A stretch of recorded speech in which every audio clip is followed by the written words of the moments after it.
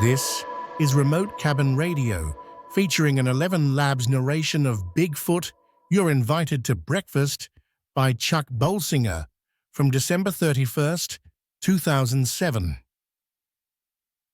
A few years before the 1980 eruption of Mount St. Helens in Washington, I worked on a timber cruising crew near that mountain. We stayed in a barn-like lodge and ate at a nearby diner. During breakfast one morning, Harry R. Truman, who owned Harmony Falls Lodge on Spirit Lake, came in. He was wearing an ancient raincoat and the same wrinkled cap he wore years later when he told a cameraman, a helicopter pilot, and the world that he'd never leave his mountain. Days later, it blew. Nodding to the diner's proprietor, he poured himself some coffee and came to our booth. "You fellas must be the timber cruisers," he said. He'd obviously had his morning whiskey. "There's something you boys should know. A big hairy guy hangs out in these woods. Someday you'll be taping a tree, and a shadow will fall on you. He'll know you're fixin' to log his forest, and he'll be mad." He sipped his coffee.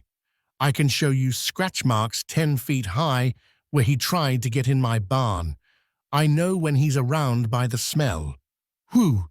But my cats warn me before he gets that close. They go crazy. Edna, my wife, won't go out at night at all. The big hairy guy's passed up many chances to get me, 'cause he knows I'm on his side. You boys, though."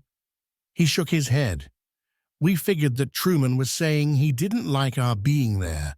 I couldn't blame him, while ostensibly warning us about Sasquatch, as some Native Americans call the legendary creature. We considered ourselves duly advised on both counts. But in weeks of beating the brush, we saw no sign of the big hairy guy, though in that mysterious forest of shadowy glens and hulking mossy trees, believing in such a creature wouldn't have been much of a stretch. It could be the way we timber beasts were living.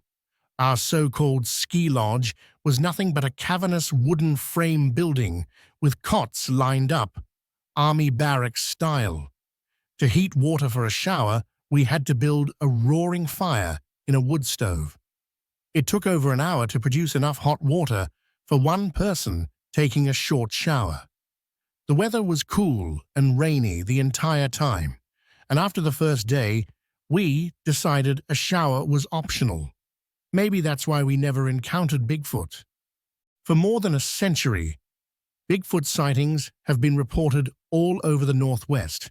In 1890, railroad workers in British Columbia supposedly captured a rock-throwing, ape-like creature they called Jacko. It escaped before anyone photographed him. Several sightings have been hoaxes, such as those engineered by Ray L. Wallace, who fessed up before he died 3 years ago. Though his faked footprints and films were amateurish, many believed they were authentic representations of something furry and big. His bio-hoax, built on a legend already in place, was not the first involving a cryptid, a word meaning hidden animal or creature of unproven existence. Yeti of the Himalayas and Nessie of Scotland's Loch Ness are cryptids. They lend themselves to bio-hoaxes because their existence is physically possible. And for reasons that might be termed romantic or psychological, people want to believe they exist. Sometimes they do exist.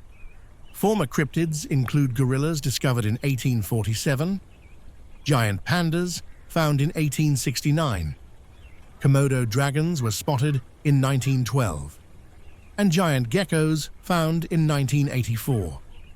While Wallace's motive in fooling people was unclear, several bio-hoaxes have been perpetrated for political reasons.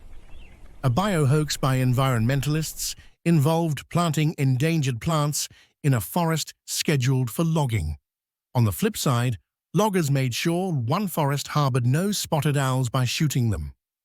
This is perhaps more bio-hit than bio-hoax, though the shooters aided their enemy by killing a barred owl, which threatens spotted owls through interbreeding.